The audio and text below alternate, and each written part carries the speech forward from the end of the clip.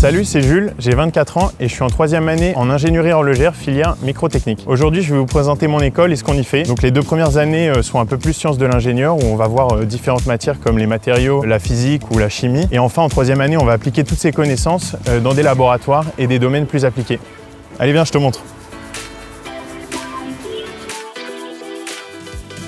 Voilà le genre de projet qu'on peut faire dans cette école. Ça, c'est un projet de 2e année qu'on a réalisé en collaboration avec toute ma classe. On a dû faire une maquette d'une horloge à berne avec toutes ses composantes, donc bien sûr à une échelle réduite, mais on a pu faire tout ce qu'il y avait sur place, à savoir le cadran avec 1 heure-minute, mais également l'astrolabe qui est un peu le cœur de l'horloge de berne, ici qu'on a fait avec des matériaux transparents pour voir un peu le fonctionnement de ce dernier, et que ce soit à but didactique.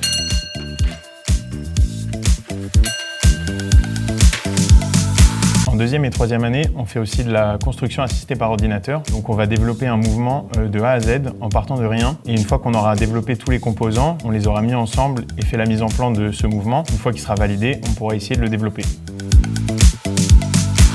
À la Hachoir, on peut aussi utiliser des machines comme celle-ci qui est un microscope de précision où on va venir justement observer différents mouvements horlogers pour voir s'ils présentent des défauts ou si au contraire le fonctionnement est bon. Ici on peut voir qu'on a le balancier spiral qui est un peu le cœur de la montre qui va osciller et permettre de diviser l'énergie pour donner un temps. Ici on peut se balader, on peut aller inspecter différentes pièces. Par exemple si c'est le trou qui m'intéresse, je vais faire le focus et je vais regarder s'il y a des défauts sur les dents, s'il y a des saletés, etc. Si je m'intéresse au rubis, je peux aller encore plus loin dans la précision. Donc là, on peut observer différents composants, voir s'ils sont défaillants ou pas, et en tirer des conclusions. Pour finir, je conseille la Hachoir à tous ceux qui sont passionnés d'horlogerie, passionnés d'inventer des choses. Ça peut déboucher sur des masters ou directement sur des manufactures horlogères suisses de prestige. Donc à toi de choisir. Bon allez, je te laisse, à plus.